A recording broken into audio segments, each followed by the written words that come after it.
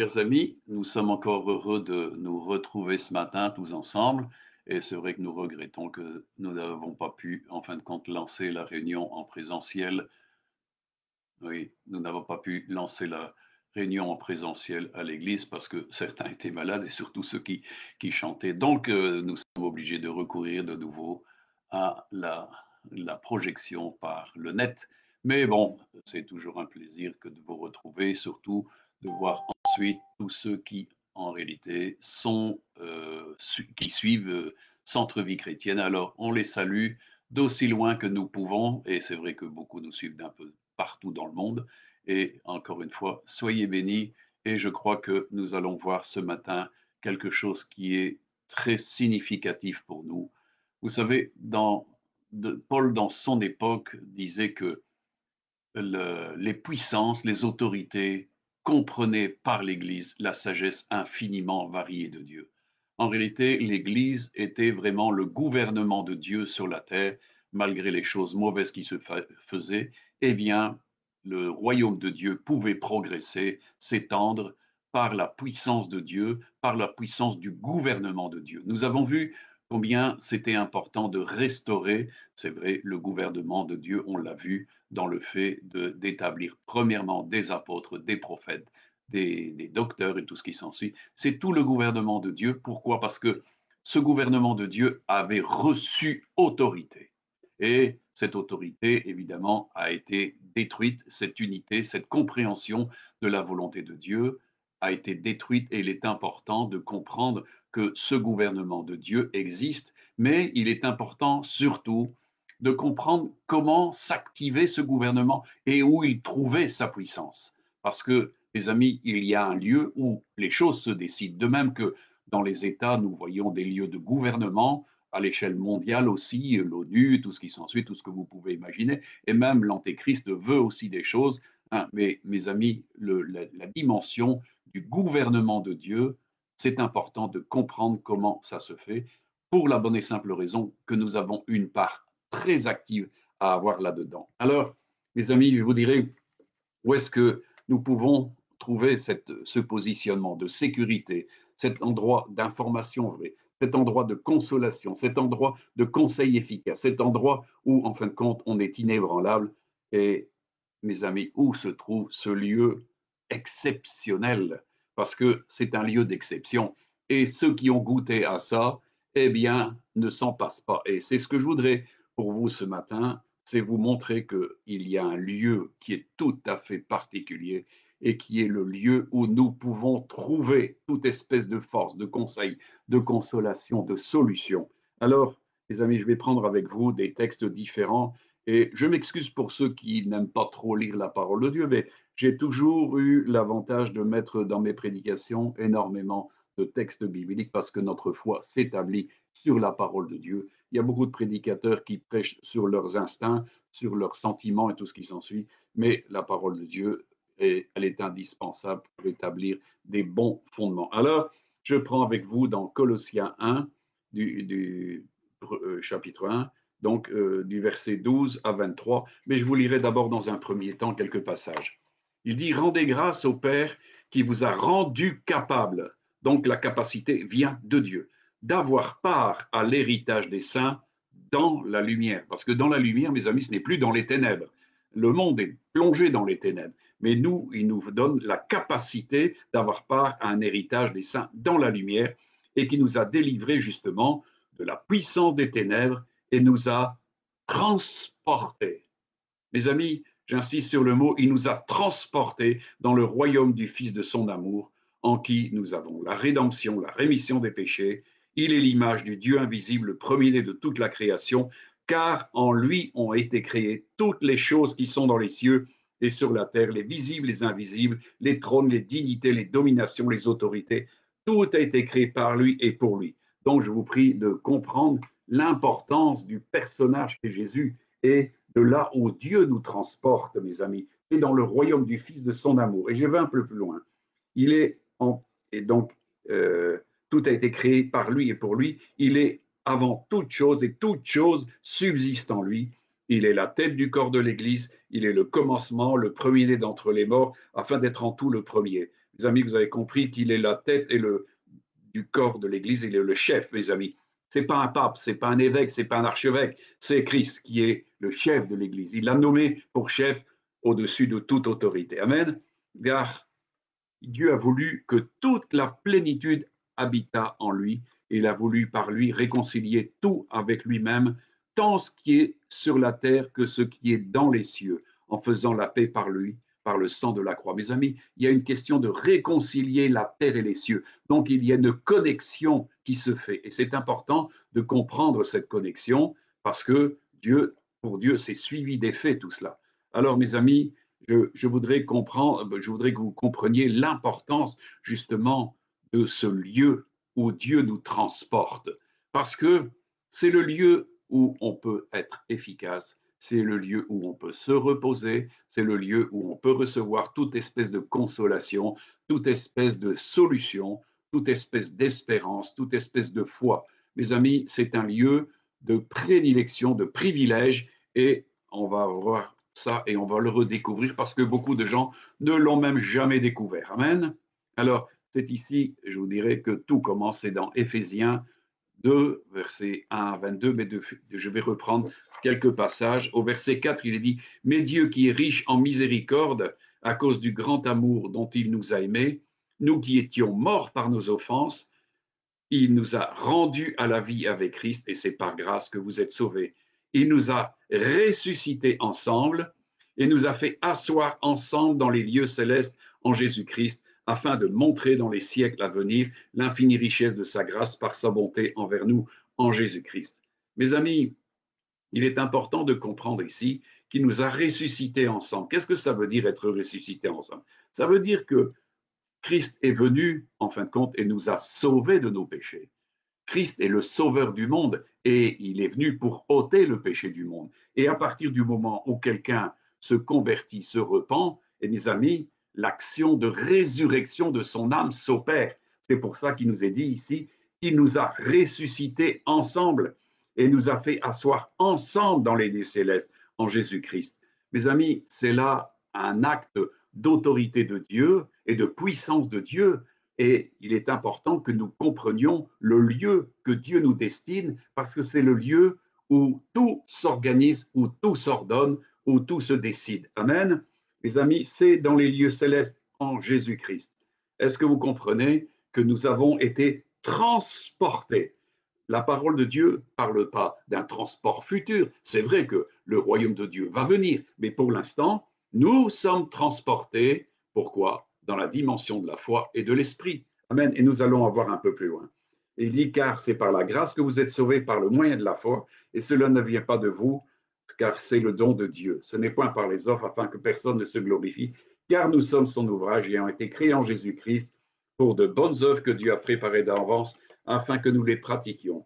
C'est pourquoi, dit-il, vous, autrefois païens dans la chair, appelés incirconcis par ceux qu'on appelle circoncis et qui le sont de la chair par la main de l'homme, souvenez-vous, dit-il, que vous étiez, et ça c'est pour nous les nations païennes, mes amis, c'est l'égoïme, comme le disent les Juifs, et c'est important, souvenez-vous, dit-il, que vous étiez en ce temps-là sans Christ, privés du droit de cité en Israël, étrangers aux alliances de la promesse, sans espérance et sans Dieu dans le monde, mais maintenant, en Jésus-Christ, vous qui étiez jadis éloignés, vous avez été rapprochés par le sang de Christ, car il est notre paix, lui qui des deux n'en a fait qu'un et qui a renversé le mur de séparation, l'inimitié, ayant anéanti par sa chair la loi des ordonnances dans ses prescriptions, afin de créer en lui-même avec les deux un seul homme nouveau, en établissant la paix, et de les réconcilier l'un et l'autre en un seul corps avec Dieu par la croix,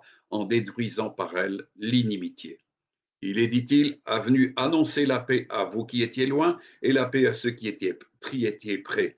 Car par lui, nous avons les uns les autres accès auprès du Père dans un même esprit. Ainsi donc, vous n'êtes plus des étrangers, ni des citoyens, ni des gens du dehors, mais vous êtes concitoyens des saints, gens de la maison de Dieu, vous avez été édifiés sur le fondement des apôtres et des prophètes, Jésus-Christ lui-même étant la pierre angulaire. En lui, tout l'édifice bien coordonné s'élève pour être un temple saint dans le Seigneur, En lui, vous êtes aussi édifiés pour être une habitation de Dieu en esprit. Mes amis, on n'avait aucun droit de citer. Nous étions étrangers aux alliances et aux héritages. Nous n'avons rien, nous n'avons aucune espérance. Nous étions sans Dieu. Mais mes amis, à cause de l'action de Christ, il nous a transportés et il a fait de nous des sacrificateurs pour Dieu, son Père. Mes amis, il a fait de nous une race royale, un peuple acquis, un peuple choisi. Est-ce que vous comprenez l'importance de tout ce qui se joue pour nous? Et ça, mes amis, il nous a transportés dans le royaume du Fils de son amour.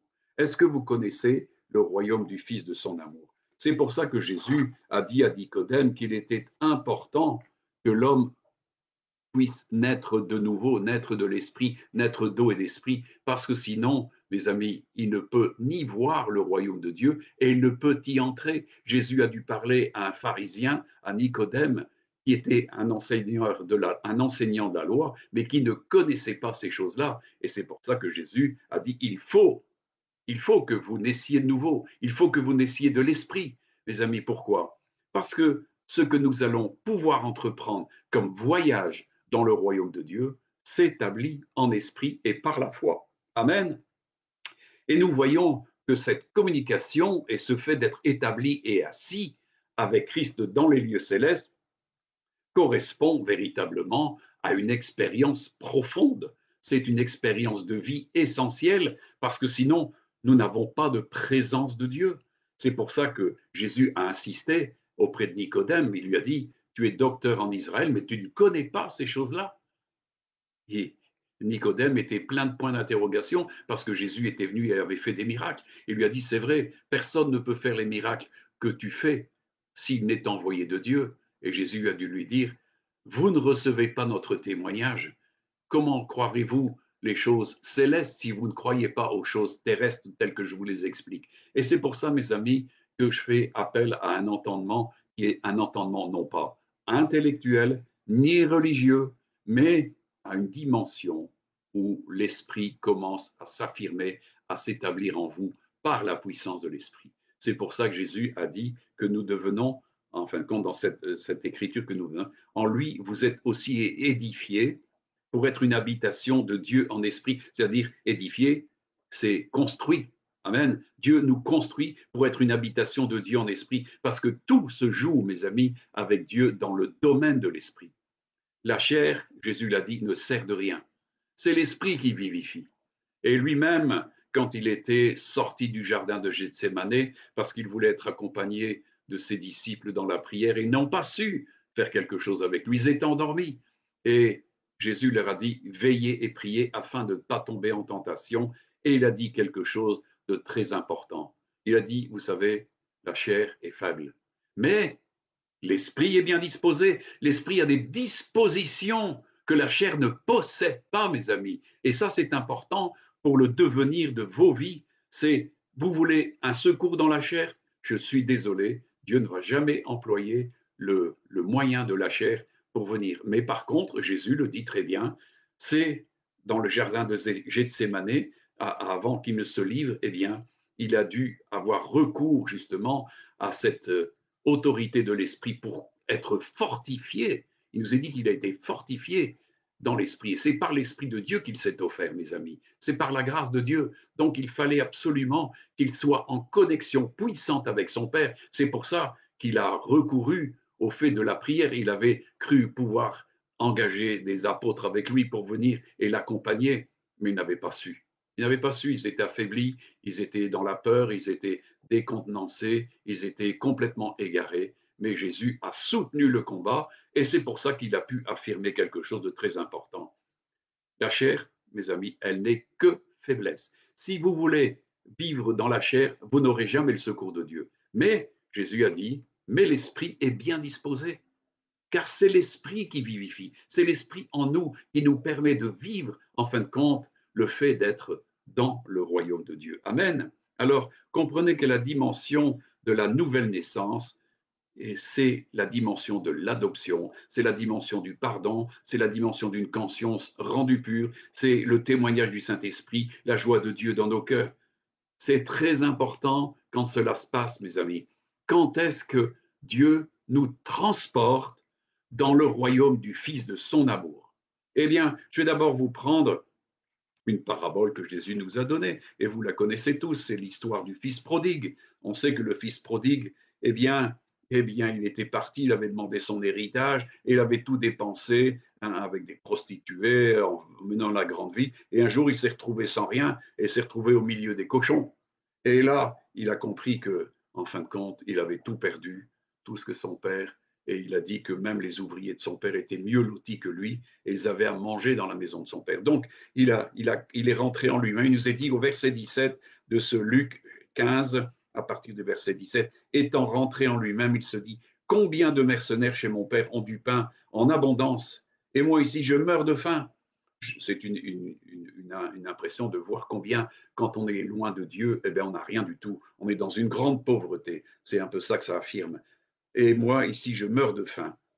Il dit, je me lèverai et je me lèverai, j'irai vers mon père et je lui dirai, mon père, j'ai péché contre le ciel et contre toi. Je ne suis plus digne d'être appelé ton fils. Traite-moi comme l'un de tes mercenaires. Et il se leva, il alla vers son père. Comme il était encore loin, son père le vit et fut ému de compassion. Il courut se jeter à son cou et le baisa. Le fils lui dit, mon père, j'ai péché contre le ciel et contre toi. Je ne suis plus digne d'être appelé ton fils. Mais le père dit à ses serviteurs, apportez-lui la plus belle robe et l'en revêtez.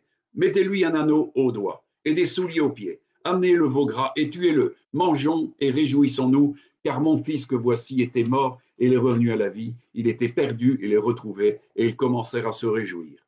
Or, le fils aîné était dans la chambre. Lorsqu'il revint, il s'approcha de la maison, entendit la musique et les danses. Il appela un des serviteurs, lui demanda qu'est-ce que c'était. Le serviteur lui dit, ton frère est de retour, et parce qu'il l'a retrouvé en bonne santé, ton père a tué le veau gras et se mit en colère et ne voulut pas entrer. Son père sortit et le pria d'entrer, mais il répondit à son père, voici, il y a tant d'années que je te sers sans avoir jamais transgressé tes ordres, et jamais tu ne m'as donné un chevreau pour que je me réjouisse avec mes amis. Et quand ton fils est arrivé, celui qui a mangé ton bien avec des prostituées, c'est pour lui que tu as tué le veau gras. Mon enfant, lui dit le père, tu es toujours avec moi. Tout ce que j'ai est à toi. Et il dit, il fallait qu'il se réjouisse car ton frère était perdu, mais il est maintenant sauvé. Mes amis, qu'est-ce que nous avons expérimenté lors de notre conversion à Jésus? Je vous interpelle là-dedans parce que c'est là que tout commence quand Dieu nous transporte dans le royaume du Fils de son amour. Nous voyons ici l'attitude du Père qui crée un accueil extraordinaire au Fils qui est perdu. Savez-vous que dans la parole de Dieu, il nous est dit que il y a plus de joie dans le ciel pour un seul pécheur qui se repent que pour 99 justes. Et Jésus est venu chercher ceux qui étaient perdus, mes amis. Et là, c'est important de comprendre ce qui se passe là. Mes amis, personnellement, dans mon enfance, j'ai eu maintes fois l'occasion d'aller dans des récollections, des retraites et tout ce qui s'ensuit, où on nous préparait pour, en fin de compte, aller au confessionnal et demander le pardon de nos péchés. Et en fin de compte, j'étais très frustré, bien que je me préparais. Pourquoi? Parce qu'il n'y avait rien qui se faisait. Rien. J'étais très frustré. Et mes amis, mais quand je me suis converti au Seigneur et que je me suis repenti au Seigneur, là, c'est toute une autre affaire, mes amis. C'était quelque chose d'extraordinaire. Pour moi, ce jour est gravé dans ma mémoire d'une manière indélébile. Autant j'ai oublié tout ce qui s'était passé avant, que ce jour-là a été pour moi significatif d'un jour exceptionnel. Parce que là, mes amis, il se passe quelque chose d'étonnant. C'est vrai que dans un premier temps, eh bien, nous sommes attristés. Nous sommes attristés parce que le Saint-Esprit nous conduit dans une tristesse selon Dieu, d'avoir offensé Dieu. Mais il nous est dit que cette tristesse ne conduit pas à la mort, mais à la justice. Et elle engendre quelque chose d'extraordinaire. Mes amis, c'est par cette dimension qu'en réalité, nous sommes réconciliés avec Dieu, un peu comme le fils prodigue qui revient, il dit, j'ai péché contre toi et contre le ciel, mais nous voyons tout de suite l'attitude du Père qui s'occupe et qui embrasse son fils. Mes amis, il n'est pas là pour lui faire des reproches, il n'est pas là pour le molester, il n'est pas là pour le battre. C'est vrai que le fils aîné n'a pas vu les choses comme le père, mais néanmoins, prenons le regard sur le Père, parce que pour nous, c'est très important. Nous voyons ici un exemple typique de d'être transporté dans le royaume du Fils de son amour. Et là, nous voyons, c'est tout. On retire les vêtements sales, on retire les vêtements sales et crottés, et on donne des nouveaux vêtements, on donne une nouvelle bague, on donne des nouveaux souliers, et tout de suite, c'est la fête. On ordonne que le veau gras soit tué parce que c'est la fête. Il faut se réjouir. Mes amis, moi je peux vous dire qu'en 1975, au mois de mars de, de, de, de 1975, eh bien, j'ai vécu cette expérience qui n'avait rien de semblable à tout ce que j'avais pu vivre avant. J'ai été ensuite transporté vraiment dans les dimensions de l'esprit.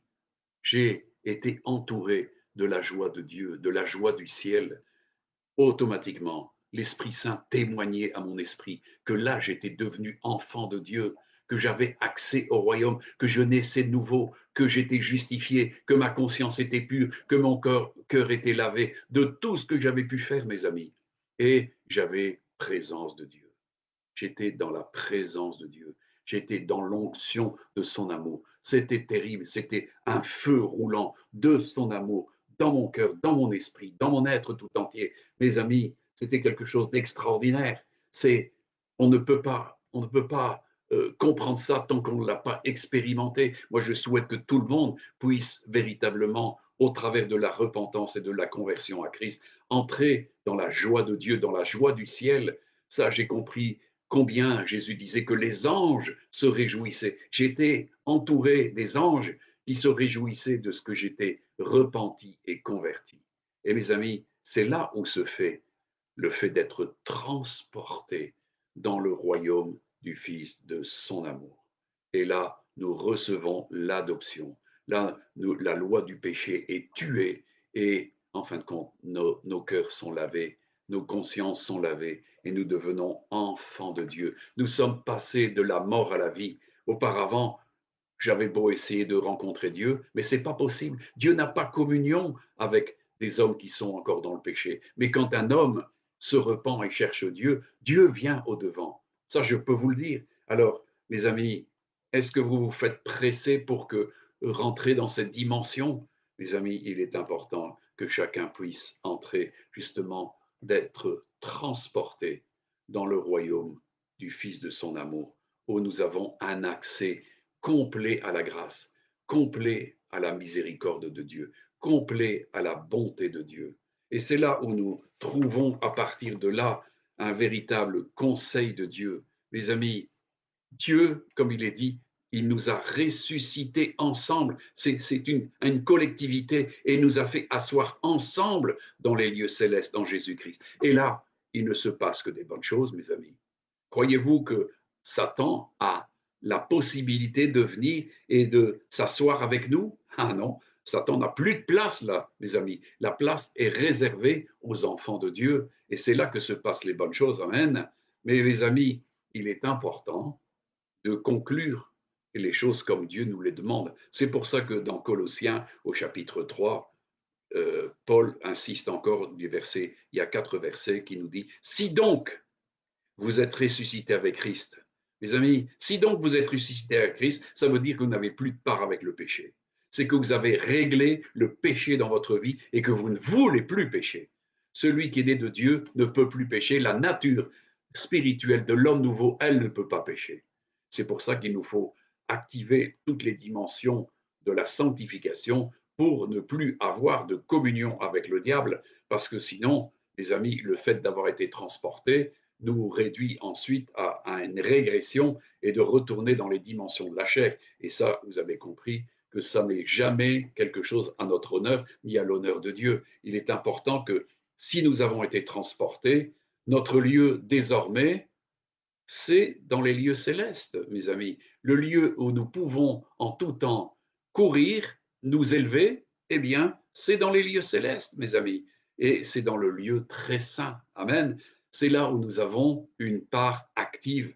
Dieu nous a transportés dans le royaume du Fils de son amour, où nous avons justement une citoyenneté et nous sommes gens de la maison de Dieu. Nous sommes devenus une race royale, un peuple acquis, un sacerdoce qui est selon la dimension de Christ. Amen. Alors, mes amis, si nous sommes ressuscités avec lui, eh bien, l'apôtre le dit, cherchez les choses d'en haut.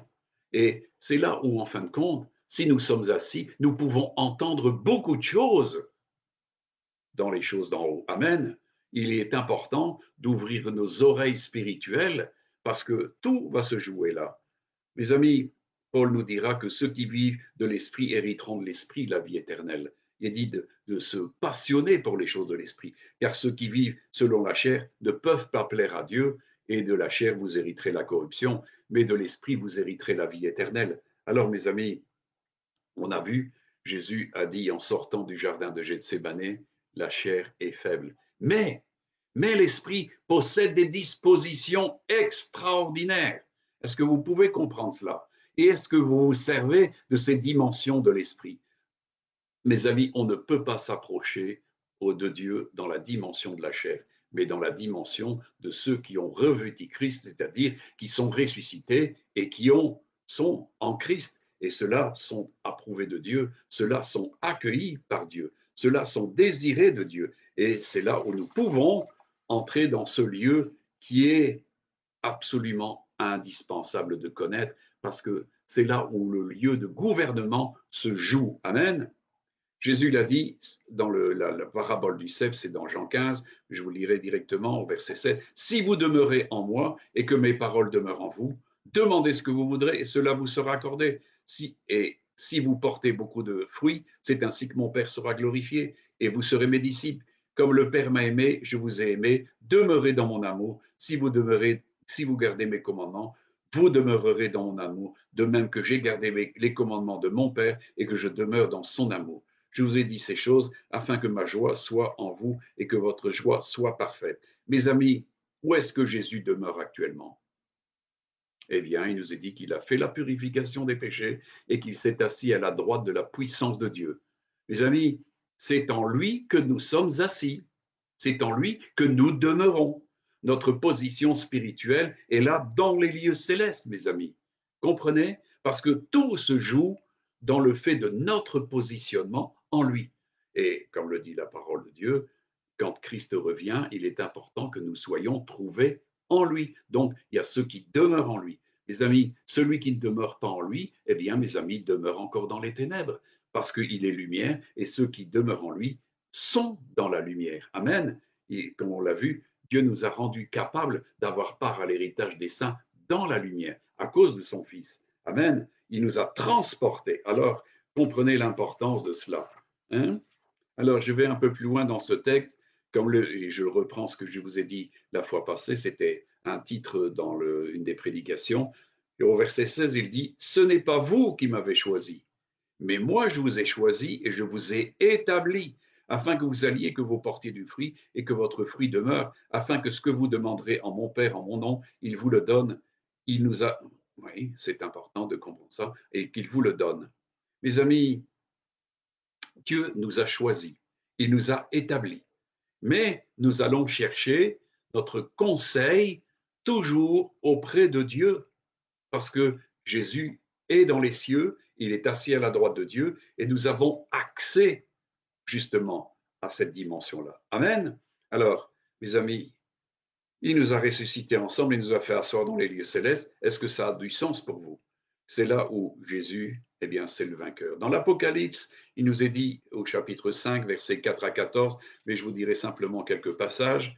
Et là, il nous est dit, et l'un des vieillards me dit, ne pleure pas. Voici le lion de la tribu de Juda, le rejeton de David a vaincu pour ouvrir le livre et les sept sceaux. Et je vis au milieu du trône des quatre êtres vivants, au milieu des vieillards, un agneau qui était là comme immolé. Il avait 7 cornes et 7 yeux, qui sont les 7 esprits de Dieu envoyés par toute la terre. Il vint et prit le livre de la main droite de celui qui était assis sur le trône.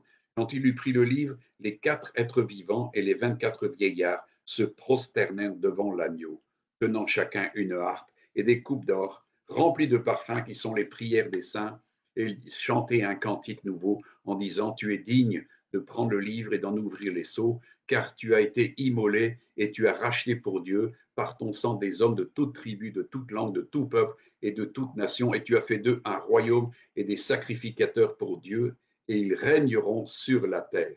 Mes amis, c'est important de lire cela parce que ici nous voyons une, une dimension de celui qui est assis sur le trône.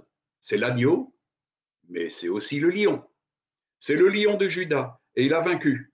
C'est ce que dit l'ange à Jean, parce que Jean pleurait, il était très triste de voir que, en fin de compte, personne n'était digne d'ouvrir les sceaux des livres et de ce qui allait arriver, mais Jésus avait vaincu. C'est pour ça il dit, donc je reprends ce que l'un des vieillards dit, ne pleure pas, voici le lion de la tribu de Juda, le rejeton de David a vaincu pour ouvrir le livre. Mes amis, Jésus a vaincu, il est vainqueur, mes amis, et c'est en lui que nous sommes en lui, nous sommes dans le lion de Juda. En nous, il y a quelque chose du lion de Juda. Et il y a plus que cela, mes amis. Nous savons que Jésus a reçu de son Père une dimension de sacrificateur selon l'ordre de Melchisédek. Et l'ordre de Melchisédek, nous savons que c'était le Dieu de paix et le roi de paix et le roi de justice. Mes amis, si nous sommes en lui, eh bien, il est quelque chose en nous de cette dimension de sacrificateur. C'est pour ça qu'il est dit que nous sommes des sacrificateurs de Dieu, une race royale, des sacrificateurs qui ont autorité pour décréter des choses. Et ça, c'est important, mes amis, de comprendre que notre positionnement nous permet d'être ce gouvernement. Parce qu'un gouvernement qui ne décrète rien et qui ne fait rien, mes amis, ce n'est pas un vrai gouvernement. Or, Dieu veut que nous comprenions ce qui se passe dans les lieux célestes. Comprenez que là, nous assistons, en fin de compte, à une scène terrible en fin de compte, de remise d'autorité. Christ règne, mes amis. Il règne dans les cieux, mais il règne aussi sur la terre. Et il est là pour déléguer justement son autorité. Il a donné à son Église son autorité. Il a donné autorité sur toute la puissance de l'ennemi, sur les serpents et les scorpions. Donc, il y a quelque chose à faire. C'est ce qu'on a vu tout à l'heure, au début. Il est dit que l'Église a donné la démonstration de l'infinie sagesse auprès des autorités du monde civil, mais aussi des autorités spirituelles du monde des ténèbres. Et c'est important de comprendre que tout cela se joue justement parce que Christ est le souverain sacrificateur, mes amis. Il n'y a pas une autorité plus haute. C'est ce que Jésus a dit. Il a reçu tout pouvoir, toute autorité, et dans les cieux et sur la terre. Le croyez-vous? Le croyez-vous? Si donc celui qui a reçu toute autorité dans les cieux et sur la terre vit en vous et que vous vivez en lui, demeurez en lui, eh bien, il y a quelque chose qui doit se passer, mes amis. C'est là où nous pouvons, en fin de compte, établir si nous avons entendu quelque chose de la part de Dieu, des dimensions de décret, des dimensions de justice. Et j'étais heureux de voir qu'une sœur, justement, était sortie de ses problèmes quand elle a commencé à se mettre en colère contre l'ennemi. Et là, elle a vu la délivrance. Et je crois que beaucoup, j'en ai eu plusieurs comme ça qui m'ont parlé, oui, oui, oui, oui. Maintenant, je mets l'ennemi à la porte et je fais valoir mon autorité. Dieu nous a donné autorité, mes amis. Pourquoi? Eh bien, parce que nous l'avons reçu, parce que nous sommes assis avec lui dans les lieux célestes. Mes amis, ce n'est pas simplement un lieu de villégiature, c'est un lieu d'attribution d'autorité et de décrets et de commandements divers. Est-ce que vous comprenez cela? Je voudrais prendre avec vous quelque chose de très important parce que les lieux saints, c'est un lieu où s'établissent tous les décrets de Dieu. Et on sait que dans le livre Daniel, et il y en a encore bien d'autres, parce que des décrets, vous savez, quand vous voyez avec Jérémie, Dieu a donné des décrets à publier par Jérémie et il les a accomplis. Et il y a des choses qui se sont faites d'une manière puissante. Mais il nous est parlé, et je voudrais vous parler justement de ce qui se passe dans les lieux célestes. Dans Daniel 4, versets 8 à 25, il nous est dit que, voilà, Nebuchadnezzar a une vision de quelque chose qui l'a effrayé. Il a vu un grand arbre et se demandait ce que c'était que cette vision. Mais il ne savait pas en donner la révélation. Il a demandé à ses magiciens, à tous ces sages et tout ce qui s'ensuit pour essayer de comprendre ce qui s'était passé, mais ils ne comprenaient rien. Du coup, ils sont adressés à Daniel, qu'on avait surnommé Belchatsar, selon un nom qui était un nom de Babylone, hein. Et alors, il nous est dit que donc le roi Nebuchadnezzar s'adresse à lui, il dit: en dernier lieu, se présenta devant moi Daniel, nommé Belchatsar d'après le nom de mon Dieu, et qui a en lui l'esprit des dieux saints. Je lui dis le songe, Belchatsar, chef des magiciens, qui a en lui, qui en toi, je le sais, l'esprit des dieux saints, et pour qui aucun secret n'est difficile, donne-moi l'explication des visions que j'ai eues en mon songe.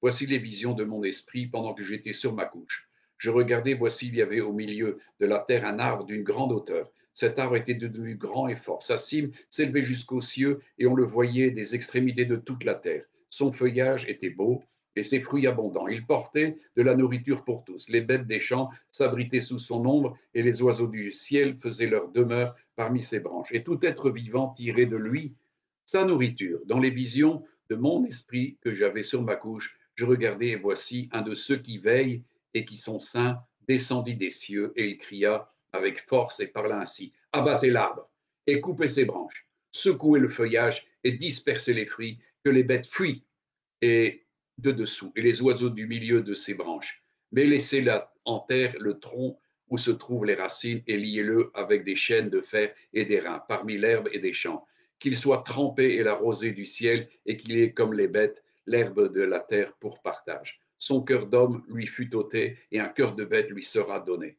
Et 7 ans passeront sur lui.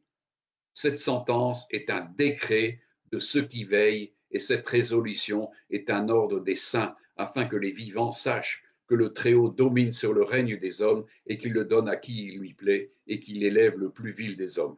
Voici le songe que j'ai eu, moi le roi Belshazzar. Toi, Belshazzar, donne-moi l'explication, puisque tous les sages de mon royaume ne peuvent me la donner. Toi, tu le peux, car tu as en toi l'esprit des dieux saints. Alors Daniel donna nommé Belshazzar, fut un moment stupéfait et ses pensées le troublaient. Le roi reprit et dit: Belshazzar, que le songe et l'explication ne te troublent pas. Et Belshazzar répondit: Mon Seigneur, que le songe soit pour tes ennemis et son explication pour tes adversaires. L'arbre que tu as vu et qui était devenu grand et fort, dont la cime s'élevait jusqu'aux cieux et que l'on voyait de tous les points de la terre.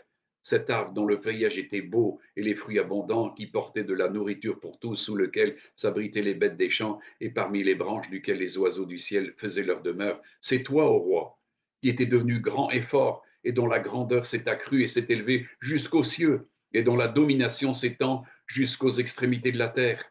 Le roi a vu l'un de ceux qui veillent et qui sont saints descendre des cieux et dire: abattez l'arbre et détruisez-le, mais laissez en terre le tronc où se trouvent les racines et liez-le avec des chaînes de fer et d'airain parmi l'herbe des champs et qu'il soit trempé de la rosée du ciel et que son partage soit avec les bêtes des champs jusqu'à ce que le 7 ans soit passé sur lui. Voici l'explication au roi.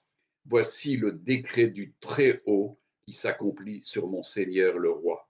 Et il dit ensuite: on te chassera et tout ce qui sera suite. Et les 7 ans se sont passés sur Nebuchadnezzar. Ce qui a été le décret s'est pleinement accompli, mes amis. Et je crois qu'il est important que nous, en tant que serviteurs de Dieu, nous sommes appelés à nous asseoir dans les lieux célestes comme Daniel et écouter les décrets de Dieu. Mes amis, c'est dans ce lieu que se trouvent, en fin de compte, tous les décrets, toutes les dimensions de la foi, de tout le conseil de Dieu qui est donné. Nous voyons ici, on a parlé des saints qui veillent. Mes amis, on sait que Dieu est entouré de tout un peuple qui est là et qui est avec lui et qui règne dans les cieux, mes amis. Mais il nous est parlé de gens qui veillent, des saints qui veillent et des décrets des saints. Donc, mes amis, notre lieu de conseil, en réalité, c'est là où nous pouvons trouver justement ce que Dieu a décrété pour nous, ce que Dieu a permis, ce que Dieu a promis, les amis. C'est là, c'est dans ce lieu-là que se livrent, en fin de compte, toutes les dimensions des promesses de Dieu. C'est là que naît, en fin de compte, la dimension prophétique pour chacun. Les lieux, les vocations, les opérations, les œuvres, mes amis, tout se joue là dans ce conseil. Tout se fait là dans les lieux célestes, en esprit. Nous sommes en esprit, en Christ, et si nous sommes en Christ, nous pouvons assister au conseil divin. Est-ce que vous comprenez cela? Parce que dans les temps qui viennent, il est important de comprendre ce que l'Esprit dit à l'Église. Mais mes amis, il ne le dit pas à des gens charnels, il le dit à des hommes et des femmes spirituels qui savent s'élever en esprit et aller, en fin de compte, dans la présence de Dieu, puisque notre place est déjà établie. Mes amis, Dieu nous a fait asseoir dans les lieux célestes en Jésus-Christ. Nous sommes sur son trône, dit la parole de Dieu. Nous sommes des enfants et des fils et des filles royaux. Nous sommes dans cette position où, en fin de compte, Dieu nous parle. Pourquoi? Ben parce que nous sommes ses élus. Il ne parle pas à des gens charnels, il parle à des gens qui sont entrés dans leur vocation, dans leur élection et qui font la volonté de Dieu. Et tout est à nous. L'Esprit Saint nous est donné justement pour nous mettre en activité de l'esprit. Et nous savons que beaucoup de prophètes parlaient d'être ravis en esprit. Qu'est-ce que ça veut dire? Que leur dimension de corps était sur la terre, mais leur dimension d'esprit, ils étaient ravis dans le royaume de Dieu. Et ça, c'est une possibilité qui nous est donnée à nous qui sommes nés de l'esprit, qui avons l'esprit de Dieu, qui pouvons prier par l'esprit de Dieu, d'être justement édifiés parce que Dieu peut et nous accueille dans le royaume. Nous sommes accueillis, il est dit, de nous approcher avec confiance du trône de la grâce. Est-ce que, mes amis, où est-ce que se trouve le trône de Dieu maintenant?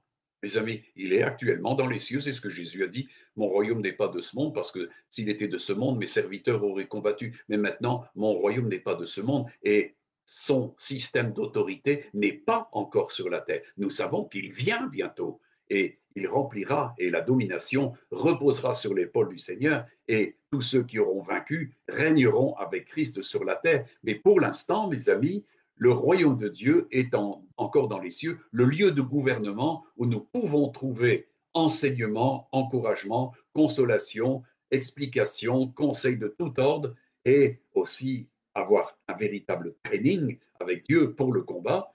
Eh bien, ça se situe dans les cieux. Et on a tout à apprendre justement de nous asseoir dans les lieux célestes avec Christ. C'est pour ça que Paul dira, recherchez les choses d'en haut, parce qu'on a tout à comprendre et apprendre dans cette dimension quand nous sommes assis en Jésus-Christ. Amen. Alors comprenez l'importance des décrets qui sont publiés. Là, nous voyons que Daniel, c'était quelqu'un qui avait accès au royaume de Dieu. Il avait l'esprit de Dieu, donc il pouvait voyager en esprit, et même si son corps était sur la terre, eh bien son esprit pouvait se déplacer et aller s'établir dans le royaume de Dieu et entendre ce que Dieu avait décrété. Et c'est pour ça qu'il a pu donner une explication claire. Mais nous retrouvons ça dans tous les prophètes, mes amis. Tous les prophètes étaient des voyants. Ils voyaient des choses que les autres ne voyaient pas parce qu'ils étaient assis dans les lieux célestes avec Dieu. Mes amis, regardez Joseph, il a pu donner l'explication des visions qu'avait Pharaon avec les vaches maigres, les vaches grasses, les 7 épis maigres et les 7 épis gras. Et il a eu toutes sortes de visions, Joseph. Mais pourquoi? Eh bien, parce que c'était un homme, justement, c'était un voyant. Auparavant, on appelait les prophètes des voyants. Pourquoi? Parce qu'ils voyaient ce que Dieu leur montrait. Pourquoi? Eh bien, parce qu'ils avaient l'opportunité et la grâce de pouvoir se déplacer en esprit dans le royaume de Dieu et de siéger dans le royaume de Dieu. Amen. C'est important, mes amis. Et Paul nous donnera un petit peu des autres exemples de décrets parce qu'il y a beaucoup à dire sur les dimensions de ce que nous pouvons entendre. Quand l'Écriture nous parle de Jérémie, eh bien, Dieu lui a dit qu'il l'avait établi prophète des nations et lui a donné l'ordre d'abattre, de renverser, d'arracher, de faire périr, de bâtir, de planter. Eh bien, mes amis, c'était chaque fois des décrets de Dieu. Mais pourquoi? Parce que Jérémie était quelqu'un qui pouvait être en esprit dans les lieux célestes, dans le royaume de Dieu et entendre ce que Dieu disait. Nous aurons encore l'occasion de parler de ces décrets et tous les prophètes pouvaient regarder les choses et anticiper les choses, mes amis. Et nous avons besoin actuellement dans ce monde qui est tellement troublé, où les gens ne savent plus leur gauche de leur droite, mais les enfants de Dieu qui sont qui ont été transportés dans le royaume du Fils de son amour, ont instruction et connaissent la volonté de Dieu. Parce que la volonté de Dieu, mes amis, c'est là où il faut aller la chercher. Parce que nous sommes assis dans les lieux célestes en Jésus. Amen. Alors, on comprend que même des choses qui peuvent être jugées, et Paul parlait justement de cette capacité des décrets. J'en prendrai un ici au passage dans 1 Corinthiens 5, versets 3 à 7.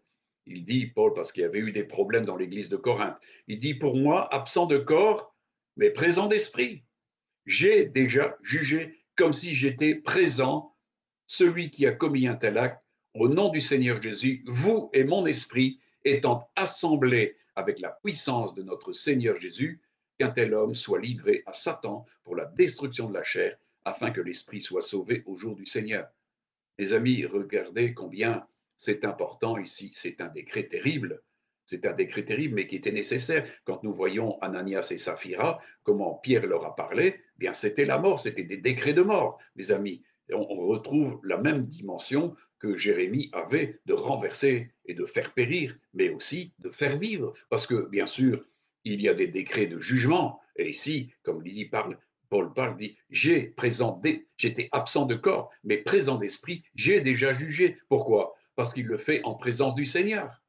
Mes amis, c'est là où, dans l'esprit, nous sommes assis et nous recevons le conseil de Dieu en toute situation et nous pouvons juger parce que Dieu, Jésus disait, moi mon jugement est juste parce que mon Père est avec moi. Eh bien, c'est exactement la même chose. Si nous sommes en Christ, eh bien, nous allons avoir un jugement beaucoup plus émérite, bien plus précis, parce qu'en Christ, nous avons de l'expertise dans la dimension du jugement. Amen. Mais parce que nous sommes assis dans les lieux célestes en Jésus-Christ. C'est notre lieu de réflexion, c'est notre lieu de méditation, c'est notre lieu de discernement, c'est notre lieu d'enseignement de Dieu. C'est là où Dieu nous parle. Amen. Mais est-ce que vous êtes un habitué d'aller auprès de Dieu pour recevoir des enseignements? Moi, je peux vous dire que moi, radicalement, ça a changé ma vie dès 1975 quand j'ai compris ça, parce que, voyez-vous, l'expérience que j'ai faite dans la conversion, où, comme je l'ai dit, Dieu m'a transporté dans son royaume d'amour, mes amis, eh ben, j'ai voulu que ça se multiplie, hein. J'ai voulu que ça perdure dans ma vie, et je peux vous dire que, au travers de mon expérience de vie, maintenant ça fait bientôt 77 ans, eh bien, je peux vous dire que moi, je n'ai qu'un seul recours quand j'ai des problèmes, c'est d'aller là en haut et de me retrouver assis dans les lieux célestes. Mes amis, c'est là notre lieu où nous pouvons entendre, parce que c'est là qu'est notre chef, c'est là qu'est celui qui est la tête de l'Église. Mes amis, c'est pas le pape ne vous donnera aucune expertise dans la décision de leur vie, mais si vous êtes assis en Christ dans les lieux célestes, vous êtes avec le lion de Juda, vous êtes avec le, le roi Melchisédek, celui qui est roi de justice et roi de paix, et il nous donne de l'enseignement. Mes amis, je pourrais faire un livre de tout ce que j'ai entendu dans les lieux célestes. Et vous, qu'avez-vous entendu? Je suis très étonné de voir que, en fin de compte, Jésus est proclamé l'admirable conseiller et plein de gens font n'importe quoi au lieu d'abord de recourir à cette réflexion et de s'engager justement à être en esprit. La chair ne sert de rien. Le conseil de la chair, le conseil intellectuel, le conseil religieux ne sert de rien du tout, mes amis. C'est une voie de garage, c'est un impasse. Tout se joue dans l'esprit et par l'esprit de Dieu. Mes amis, nous avons l'opportunité de nous approcher de Dieu en esprit. Dieu se cherche des adorateurs en esprit et en vérité. Et comme le disait Paul, c'est nous, les vrais adorateurs, qui rendons notre culte à Dieu par l'esprit de Dieu. Si nous entrons dans sa présence avec des louanges, avec des actions de grâce et par la puissance de l'esprit, avec justement du parler en langue, des chants en langue et des chants qui le louent et qui l'adorent, mes amis, nous allons automatiquement assister, en fin de compte, un conseil de Dieu. Et Dieu va décréter dans vos vies des bonnes choses. Il va décréter ce qu'il a préparé pour vous. Mais il faut aller le chercher là en haut, mes amis. Le lieu du gouvernement est encore dans les cieux, là où Christ est assis à la droite de Dieu, dans la puissance de Dieu. Mes amis, il nous a fait asseoir là. C'est là que nous pouvons trouver le conseil. C'est là que nous pouvons trouver la guérison. C'est là que nous pouvons trouver les solutions. C'est là où nous avons toute l'occasion de rentrer dans les espérances de Dieu. c'est là où tout le discours de Dieu s'effectue, c'est dans les lieux célestes. Et nous pouvons en quelques instants, quelles que soient les circonstances, nous élever en esprit.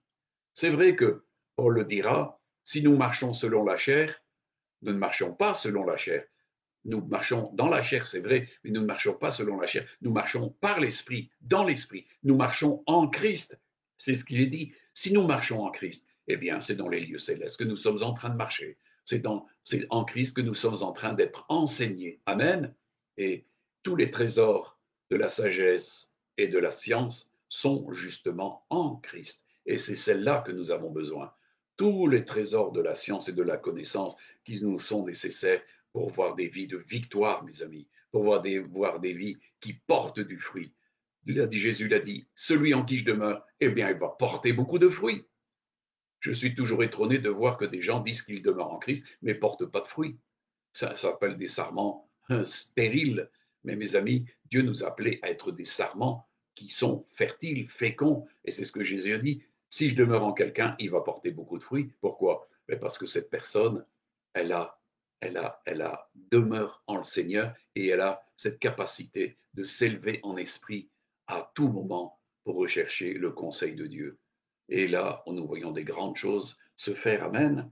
Alors, mes amis, c'est important que nous puissions être toujours dans cette distribution de la gloire et de la grâce de Dieu qui ne se fait que dans les cieux. Alors, mes amis, est-ce que c'est ce lieu de lumière? La parole de Dieu nous dit que dans 1 Jean, chapitre 1er, versets 3 à 7, ce que nous avons vu et entendu, nous vous l'annonçons à vous aussi, afin que vous aussi, vous soyez en communion avec nous. Or, notre communion est avec le Père et avec son Fils Jésus-Christ. Et nous écrivons ces choses afin que que notre joie soit parfaite, votre joie soit parfaite. Et la nouvelle que nous avons apprise de lui et que nous annonçons, c'est que Dieu est lumière et qu'il n'y a pas en lui de ténèbres. Si nous disons que nous sommes en communion avec lui et que nous marchons dans les ténèbres, nous mentons et nous ne marchons pas dans la vérité. Mais si nous marchons dans la lumière, comme il est lui-même dans la lumière, nous sommes mutuellement en communion et le sang de Jésus, son Fils, nous purifie de tout péché. La communion avec Dieu se fait dans la lumière. Mes amis, le royaume de Dieu est un royaume de lumière. Actuellement, sur la terre, c'est les ténèbres qui deviennent de plus en plus épaisses. Je ne sais pas si vous l'avez remarqué, mais c'est comme ça. Hein. Mais nous savons que les ténèbres de Dieu ne demeureront pas à toujours sur la terre, parce que le Fils de Dieu, qui vient avec la lumière, eh bien, viendra et il établira son royaume, mes amis. Sa domination reposera sur son épaule et il donnera un essor, il donnera de la prospérité et nous régnerons avec lui. Mes amis, tous ceux qui sont sortis des ténèbres et qui ont accompli cette dimension de sacrificateur, eh bien, régneront avec Christ sur la terre. Amen. Alors, comprenez que si nous marchons dans la lumière, comme il est lui-même dans la lumière, nous sommes mutuellement en communion. Il est impossible d'être en communion avec Dieu en dehors de la lumière. Celui qui n'aime pas son frère est toujours dans les ténèbres, nous dit la parole, mais celui qui aime son frère demeure dans la lumière, et Dieu demeure en lui. Et comprenez que si Dieu demeure en nous et que nous demeurons en lui, nous avons toujours le conseil de la sainteté, le conseil de Dieu, le conseil prophétique de toutes les choses que Dieu a préparées d'avance. Amen. C'est Dieu qui nous rend capable justement d'avoir cette communion dans la lumière. Moi, je sais que dans mon parler en langue, Dieu justement magnifie souvent cette communion qu'il apprécie. C'est une communion qui lui est très chère. Alors, comprenez que nous sommes mutuellement en communion. Ça veut dire que Dieu nous a transportés ensemble dans son royaume et nous a fait asseoir ensemble. Alors, mes amis, c'est tous ensemble. C'est ça l'épouse de Christ. C'est tous ensemble. Jésus va réunir ses brebis, son troupeau, ses élus, et nous serons tous ensemble. Amen. Mais pour l'instant, déjà, maintenant, nous sommes tous ensemble. Et il est important que justement cette dimension de tous ensemble dans la communion puisse prendre tout son sens. Pourquoi? Parce que c'est le ministère du corps. Et c'est là où le ministère du corps, si tous nous sommes en communion avec le Seigneur dans la lumière, et si nous recevons tous l'enseignement de Dieu, mes amis, qui peut résister à nous? Qui peut nous résister? Est-ce que le diable peut résister, mes amis? Quand nous pouvons poser les décrets de Dieu, comme on l'a vu avec Daniel et Nebuchadnezzar. Mes amis, aucun monarque ne peut tenir, aucun dictateur ne peut tenir. Et c'est pour ça que l'Église va reprendre son sens d'autorité par justement parce que sa place est dans les lieux célestes. C'est là où elle trouve les idées et les promesses de Dieu, les avertissements de Dieu, les décrets de Dieu pour les proclamer sur la terre. Et nous savons qu'à partir du moment où les choses sont proclamées, vous savez, quand Daniel a proclamé les choses, le décret était établi et les choses se sont faites sur Nebuchadnezzar. Et il y a eu 7 ans où il était complètement mis comme une bête. Mes amis, quand Dieu pose ses décrets, et nous savons que quand Jérémie a posé des décrets, ces décrets se sont accomplis. Et croyez-vous que Dieu soit différent maintenant? Son gouvernement est-il différent maintenant? Moi, je crois que Dieu rend à son Église, justement à ses ministères, à son gouvernement, qui est sur la terre pour l'instant, en pèlerinage. Mais ce gouvernement, il va chercher son enseignement auprès de Dieu dans les lieux célestes, mes amis. Et c'est là où nous devons entrer en esprit dans la présence de Dieu. Mes amis, on n'entre pas dans la présence de Dieu par la chair, par la religion. C'est un cul-de-sac, je vous l'ai dit, il n'y a aucune porte, il n'y a rien. Jésus étant la porte, il est le chemin, et automatiquement, c'est en lui que nous trouvons la présence du Père. Amen. Il est le médiateur d'une grâce plus excellente. Il est le médiateur entre Dieu et les hommes, et il n'y en a pas d'autre. Mes amis, cette médiation, nous la trouvons parce que nous allons auprès de celui qui a été le médiateur pour nous d'une merveilleuse alliance. Amen. Alors, entrons dans son alliance et entrons dans sa communion. Vivons sa communion. L'ennemi a voulu, au travers de toute cette dimension de crise qu'il a étendue sur la terre, faire en sorte qu'il n'y ait pas de communion. Il a brisé toute espèce de communion dans les familles, avec tout l'éloignement, avec toutes les distanciations qui n'ont aucun sens pour Dieu. Mes amis, nous sommes mutuellement en communion. Que ça veut dire? Ben, nous sommes avec les uns, avec les autres, mes amis. Nous sommes assis tous ensemble. Amen. Il y a pas de distance sur le trône de Dieu. Nous sommes tous assis. C'est ce que Jésus a dit. À celui qui vaincra, je le ferai asseoir sur mon trône. Ça ne veut pas dire que vous avez compris, le trône de Dieu, c'est un trône de domination, c'est un trône de puissance. Et c'est pour ça que ceux qui auront vaincu seront avec Christ pour régner. Donc, ils participeront au trône de sa puissance, au trône de sa souveraineté. Amen. Mais parce que nous serons là pour établir justement les décrets de Dieu, parce que nous aurons tout le conseil de Dieu. Alors, où cherchez-vous le conseil de Dieu? Auprès des hommes? Est-ce que vous le cherchez sur Internet, dans les réseaux sociaux? Auprès des Illuminati, auprès des gens qui veulent la révolution industrielle, le grand reset et tout ce qui s'ensuit. Moi, je crois que Dieu fait de nous des hommes nouveaux. Vous savez, la mondialisation vise en fin de compte à une humanité transhumaniste, c'est-à-dire avec la combinaison des machines et des injections qui vous permettent d'être un homme nouveau, mais chimiquement et artificiellement dans une technocratie que les hommes essaient d'établir. Mais Dieu établit un royaume de sacrificateurs, un royaume de Dieu, d'hommes et de femmes qui connaissent leur Dieu et qui agissent avec puissance. Dieu veut que nous agissions avec puissance. Alors, mes amis, est-ce que vous avez compris où est le lieu de notre autorité, où est le lieu où nous pouvons recevoir tout ce qui nous est nécessaire pour vivre une vie qui plaise vraiment à Dieu? Voilà, c'est le lieu très saint.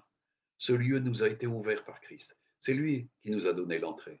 Il est la porte et le chemin, mes amis. Alors, empruntons ce chemin et nous allons être sûrs que nous allons vivre des choses puissantes encore. Le monde n'a encore rien vu actuellement de ce qu'est la véritable Église. Alors, la véritable Église, c'est le corps de Christ. Et c'est Christ qui en est le chef, qui en est la tête. Alors, mes amis, allons chercher le conseil de Dieu, les décrets de Dieu, les ordres de Dieu, les commandements de Dieu. Et vous allez voir, des belles choses vont se faire. Parce que Dieu nous assure de son soutien, de son appui. Il est avec nous tous les jours. Amen. Il ne nous délaisse jamais. Alors prenez force en lui. La force est en lui. Amen. Hein? Et écoutez ce que le Seigneur a à vous dire, ce que l'Esprit Saint a à vous dire. Parce que c'est le gage de la sûreté et de l'efficacité. Voilà. On continuera sans doute sur le même thème demain soir, parce que c'est quelque chose qu'il faut comprendre, parce que l'Église a été, en fin de compte, on lui a retiré cette compréhension de l'autorité qu'elle devait manifester. Il est important que de nouveau, les décrets puissent être apportés parce que l'Église est appelée à prophétiser pour que la parole de Dieu s'accomplisse sur la terre. Amen. Voilà. Bonne journée à tous et que le Seigneur vous bénisse tous et que sa grâce soit avec tous. Amen.